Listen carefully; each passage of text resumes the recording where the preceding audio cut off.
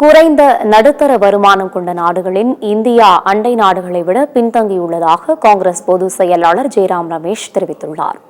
அவரது எக்ஸ் தளப்பதிவில் இந்தியாவின் அதிக வருமானம் ஈட்டும் முதல் 10%, குறைவான வருமானம் ஈட்டும் கடைசி 10%ரை விட 6.8 மடங்கு அதிகம் சம்பாதிக்கிறார்கள் என்றும், இது பாகிஸ்தான், வங்கதேசம், பூட்டான், நேபாளம், மியான்மர் உட்பட நமது அண்டை நாடுகளை ஒப்பிடுகையில் முற்றிலும் சமமற்றது என்று தெரிவித்துள்ளார்.